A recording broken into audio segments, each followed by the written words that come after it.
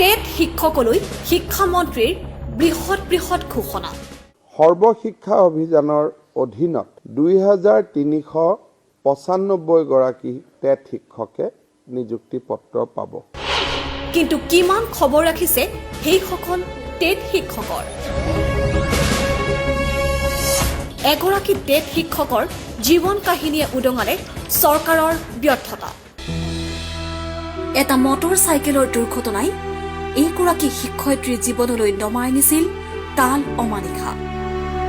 কৰ্তব্য সামৰি এগৰাকী সতীৰ্থ শিক্ষকৰ সৈতে মটৰ চাইকেলত মন্দিয়াৰ পৰা বৰপেটালৈ আহি থকা অৱস্থাত বলেৰো এখনৰ সৈতে সংঘৰ্ষত লিপ্ত হোৱাত গুৰুতৰভাৱে আঘাতপ্ৰাপ্ত হয় মুনমুন দাস নামৰ এই শিক্ষয়িত্ৰীগৰাকী।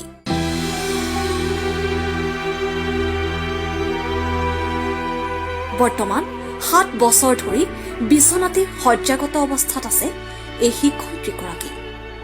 চাকৰিৰ পৰা অৱসৰ গ্ৰহণ কৰা পিতৃ উলেন্দ্ৰনাথ দাসে জীৱনৰ সমস্ত অৰ্জন কন্যাৰ চিকিৎসাৰ নামত ব্যয় কৰাৰ পাছতো সুস্থ হৈ নুঠিল।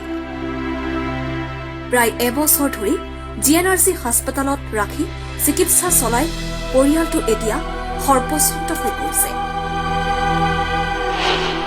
ইফালে দুৰ্ঘটনাৰ পিছত বিগত 7 বছৰ ধৰি মাহেকীয়া দৰমহাখিনিৰ পৰা বঞ্চিত হৈ ৰৈছে এই দুৰ্ভগীয়া শিক্ষয়িত্ৰীগৰাকী। পিতৃয়ে বিষয়াৰ দুৱাৰে দুৱাৰে ঘূৰিও আজিলৈ প্ৰাপ্য দৰমহাখিনি আদায় কৰিবলৈ সক্ষম নহল। 2011 চনত বৰপেটাৰ মন্দিৰৰ এখন প্ৰাথমিক বিদ্যালয়ত টেট শিক্ষক পদত যোগদান কৰি জীৱনটো আৰম্ভহে কৰিছিল। পিছে জীৱন আৰম্ভ কৰিবলৈ নপাওঁতেই মুনমুন দাস নামৰ এই শিক্ষয়িত্ৰীগৰাকী এতিয়া বিচনাই একমাত্ৰ সাৰথী। এই কৰুণ শোকাবহ ঘটনাই জীৱনটো দুৰ্বিষহ কৰি তোলা মুনমুন দাসৰ খবৰ ল'বলৈ অলপতে পৰিয়ালটোত উপস্থিত হোৱা বৰপেটাৰ পৰিবহণ বিষয়া হিমাংশু কুমাৰ দাসে পৰিয়ালটোক সহায় কৰাৰ উদ্দেশ্যে মন্ত্ৰী চন্দ্ৰমোহন পাটোৱাৰী আৰু ৰঞ্জিত কুমাৰ দাসক সাক্ষাৎ কৰাই দিয়াৰ লগতে প্ৰদান কৰে এখন হুইল চেয়াৰ। লগতে শিক্ষয়িত্ৰীগৰাকীক প্ৰদান কৰা হয় এখন ৱাটাৰপ্ৰুফ মেট্ৰেছ। আমি যেতিয়া তেওঁ ঘৰত গৈছিলোঁ, আমি মাত্ৰ পৰিবহণৰ সজাগতা, দুৰ্ঘটনা সজাগতা লৈ গৈছিলোঁ, পথ পৰিবহণ ব্যৱস্থা আৰু দুৰ্ঘটনা সজাগতা লৈ গৈছিলোঁ তেখেতৰ ঘৰলৈকে। তাৰপিছত দেখিলোঁ তেখেতৰ অকণমান হুইল চেয়াৰ এখনৰ প্ৰয়োজন আছিল, গতিকে সেইখন আমি আজি আনি ৰাজহুৱাভাৱে আমাৰ মন্ত্ৰী ছাৰৰ উদ্যোগতে, মন্ত্ৰী ছাৰৰ জৰিয়তে প্ৰদান কৰা হ'ল ডিষ্ট্ৰিক্ট ৰোড ছেফটি কমিটিৰ তৰফৰ পৰা। আৰু এখন ৱাটাৰ মেট্ৰেছ দিয়া হ'ল, যিখনে মানে বেডশ্বুট নকৰিব। আৰু আশা ৰাখিছোঁ আমি তেখেতৰ যদি দৰমহাখিনি আইনগতভাৱে দিব পাৰে, যে যদি ছোৱালীজনী হেলমেট পিন্ধি থাকিলেহেঁতেন তেতিয়াহ'লে হয়তো আজি এই কণ্ডিশ্যনটো নহ'ল হয়।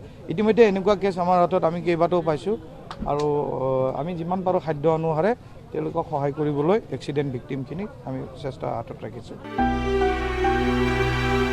7 বছৰে প্ৰাপ্য দৰমহাকেইটাৰ পৰা বঞ্চিত হৈ থকা শিক্ষয়িত্ৰীগৰাকীৰ টকাকেইটা মোকলাই দিবৰ বাবে চৰকাৰলৈ কাটৰ আহ্বান জনাইছে দুৰ্ভগীয়া পিতৃগৰাকীয়ে।